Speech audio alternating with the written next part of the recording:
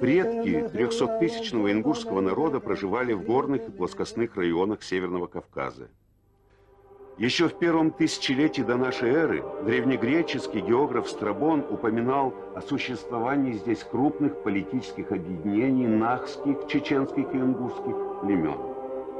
Татаро-монгольское нашествие вытеснило ингушей с равнинных плодородных земель. Но и в условиях суровых гор процесс развития языка, культуры, традиций не прекращался. Средневековая Ингушетия пережила свой ренессанс, оставив потомкам величественные памятники горской каменной архитектуры.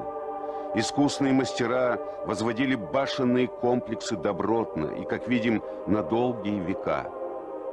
Башенные поселения происходили по родовым, тейповым признакам. В неповторимости своей своеобразия. Каждый род считал, что его сооружение должно быть величественнее других. 365 дней давалось мастеру для возведения нового чуда света. В его искусных руках камни обретали форму и становились боевыми и жилыми башнями или памятниками и святилищами.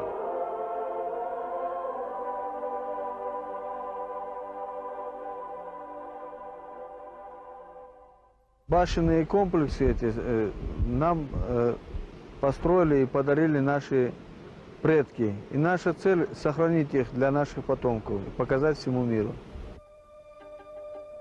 Суровые условия и малоземелье гор вынуждало ингушей выходить на свои исконные земли равнин. Одним из главных направлений их миграции в XVI-XVII веках являлись Тарская долина и другие равнинные земли по берегам Камбелеевки и Терека. Здесь, по свидетельству многих ученых и путешественников, на рубеже XVII века расположилось селение Ангушти.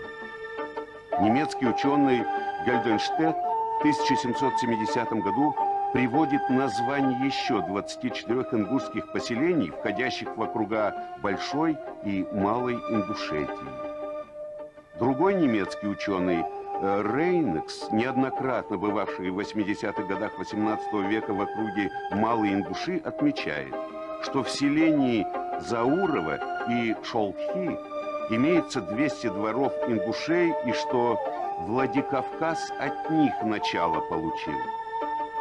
Известно, что Владикавказ основан царской Россией в 1784 году как крепость. Ингуши называют ее Буров, по названию одного из ингушских сел, на месте которого возник город. В то время ингушские села окружали крепость. Поселений других народов здесь не было.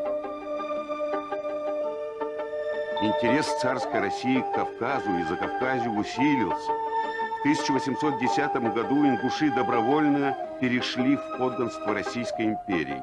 За это они получили право пользоваться своими исконными землями. Но уже через полвека после Кавказской войны по воле политиков многие из них будут выселены в горы, а около 20 тысяч равнинных ингушей выселят в Турцию, Иорданию, Сирию и в другие мусульманские страны. На месте ингушских сел нынешнего пригородного района создавалась цепь казачьих станиц для усмирения духа горцев, установления имперского порядка. Но и в условиях жестоких притеснений Ингушетия не изменяла договору о подданстве. Ее сыны верно служили России, проявляли массовый героизм во всех войнах, в которых участвовала империя. Подвиги ингушей отмечались в высочайших документах. Широко известен факт, когда в период Первой мировой войны конный отряд ингушей наголову разбил немецкую железную дивизию. Что, как отмечалось в телеграмме Николая II губернатору Терской области, было беспримерным мужеством. 9 ингушских генералов преданно несли службу под знаменами царской России. В авангарде борцов за советскую власть на Северном Кавказе тоже были ингуши. Четверть населения потеряла Ингушетию в боях за светлое будущее. В мемуарах Деникина есть воспоминания о том, что его победное шествие захлебнулось в Ингушетии. Первые годы советской власти вселяли веру в добро. Народ стремился к возрождению. Экономическое, культурное, социальное развитие в 20-е годы зарождали надежду на светлое будущее. Строились города, создавались национальные очаги культуры. Но уже в 30-е годы начало набирать обороты колесо репрессий. Кому в те годы мешал миролюбивый, законопослушный народ? В конце 1933 года Ингушскую область лишают столицы левобережной части Владикавказа. Не считаясь с волей народа, всего через полгода объединяют Чечню и Ингушетию со столицей в городе Грозный. 40-е годы отмечены многими трагическими событиями.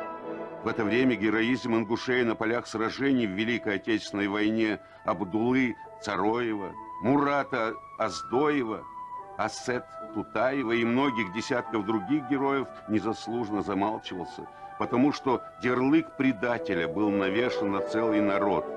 Более 200 войнахцев приняли первый удар войны на себя в Брестской крепости. Мы ожидали лучшего, хорошего. А тут я вернулся, пожалуйста, я изменник Родины. Там я эту ждал, стрелял, воевал. Я и товарищи со мной были. А тут, пожалуйста, я вернулся, я изменник Родины. Чех выселяли, отправили, а ты остался. А что сделать? Тогда как мне обидно? Скажи, пожалуйста. А? Я бы хотел слышать приятные слова от руководителей. Кто воевал, кто не воевал, за что выселяли, кто виноват, кто прав. Все равно разберутся. Когда-то нас не будут, другие подойдут, все равно разберутся, узнают. Но для меня это, конечно, лично для меня это уже поздно. А подрастающим я хочу, чтобы был мирный жизнь. Нет, не слушали просьбы простых людей, не слышали слез детей в то февральское морозное трагическое время 1944 года. 90-тысячное население Ингушетии в одночасье было погружено в товарники и отправлено в долгую ссылку.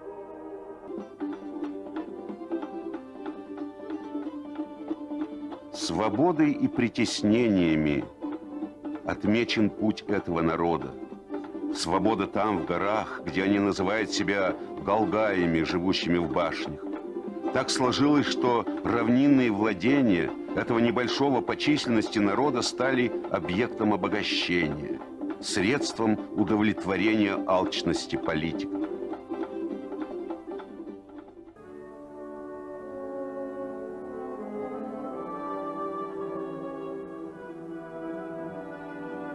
Свыше 70 тысяч ингушей называют вынужденными переселенцами. Смотритесь в глаза этих ставших взрослыми не по годам детей. Их память зафиксировала голос свинцово-огненного смерча 1992 года, материнские плачи по погибшим, отчаянную беспомощность отцов. Многие из них, не прожив детства, становятся седыми.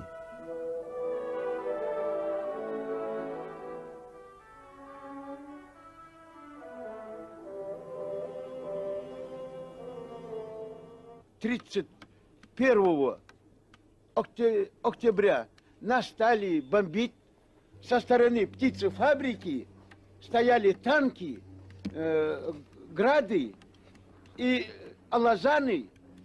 Тогда уже российские войска нас окружили весь село. Когда окружили село, нам сказали, зашел один генерал и сказал: 15 минут вам сроку выйти из села. Ну что мы сделали, за что нас будете депортировать? Кто не выйдет, того будем обстрел будем вести.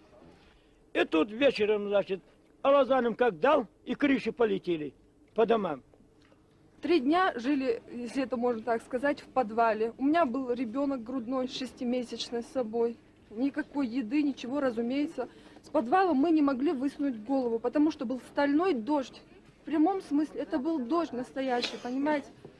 И обстрелы, разумеется, вот эти, не знаю, снаряды какие-то летали. По вечерам особенно хорошо видно все это было. Танки, им конца, края не было. Все время этот шум, этот гром, да.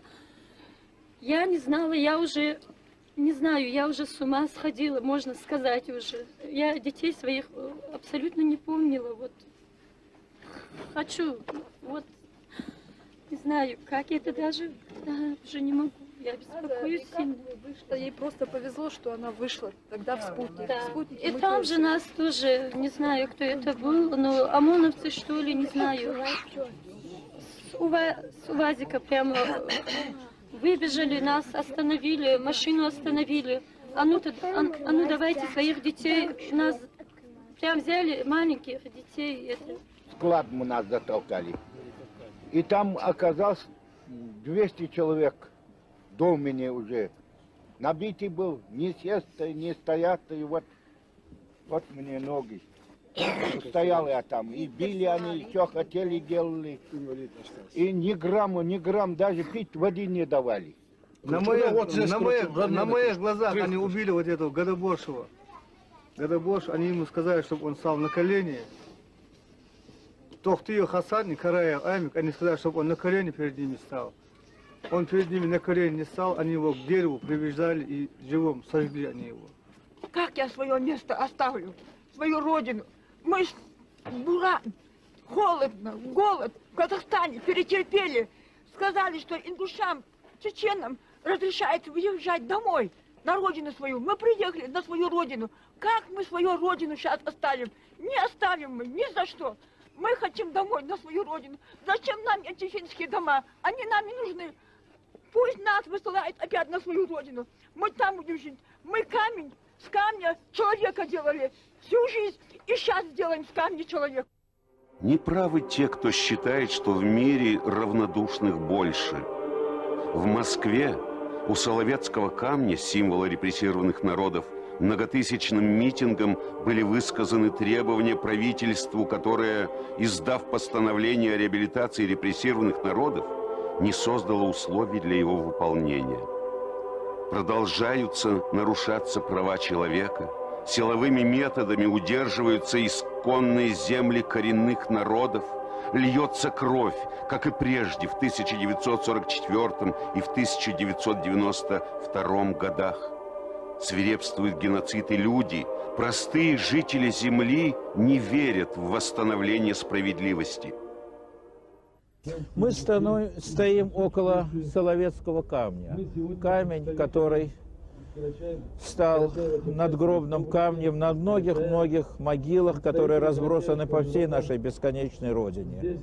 Все мы приписываемся кавказцам, потому что любить Кавказ – это одно из свойств русского народа. И горе войнахов – наше горе. Позор – наш позор.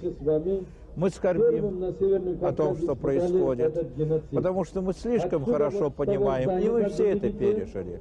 Все мы вышли из Лубянки. Вот она, грозовая фаза, вот она, роковая грань. БТРы Владикавказа смотрят пушками на Назрань.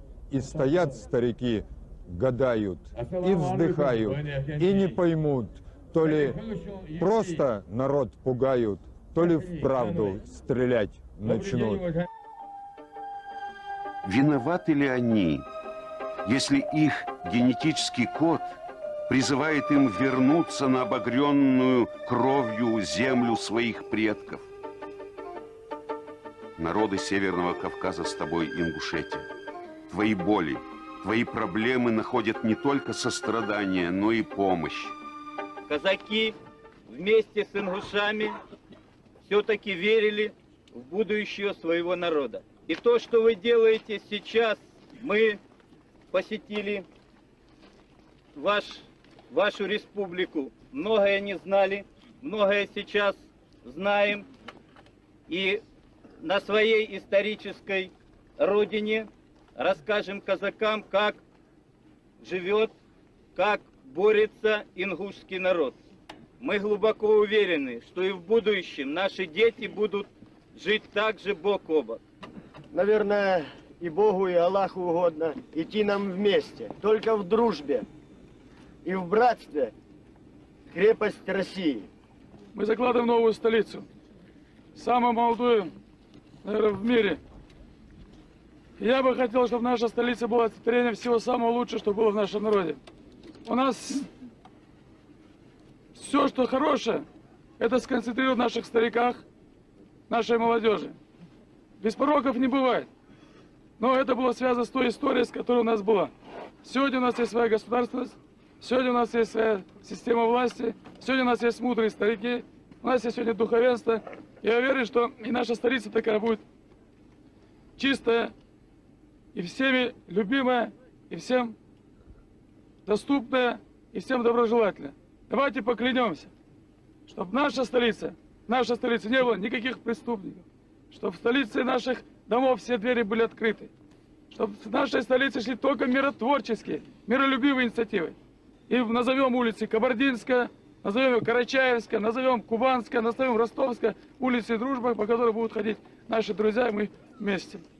Я желаю нашему народу духа, хватит трагедий, только дух, только вперед, не оглядываясь по сторонам, в дружбе со всеми народами, и только в этом залог.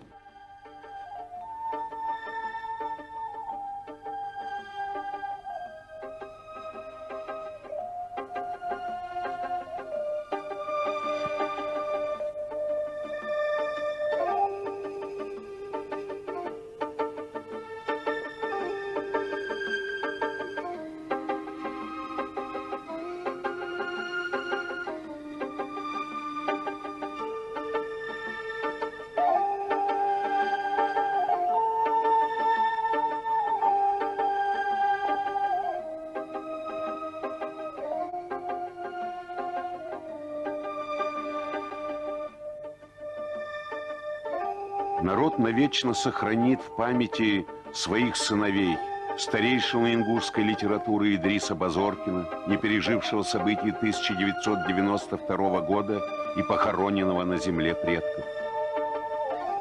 Первого летчика, генерала из числа чеченцев-ингушей Солумбека Асканова, погибшего в феврале 1992 года. Гордится Ингушетия своими сыновьями-генералами Магомедом Султыговым, Мусой Цечоевым, Магомедом Хашагульговым. Особым почетом в республике пользуется герой-афганец Руслан Аушев. Ему доверена в трудное время нелегкая ноша президента. Поэт Игорь Ляпин – один из тех, кто боль ингушского народа считает своей болью. Так завершим повествование о людях, переживших в 20 веке свое унижение, выстоявших в условиях нечеловеческого геноцида и строящего свою отчизну вопреки законам зла, благодаря прошлому, во имя будущего, словами поэта. Темны, скалистые и крутые лежат кавказские хребты, храня молчание строгое. Кто в них доподлинно бывал и встретил хоть один обвал, тот видел в жизни многое.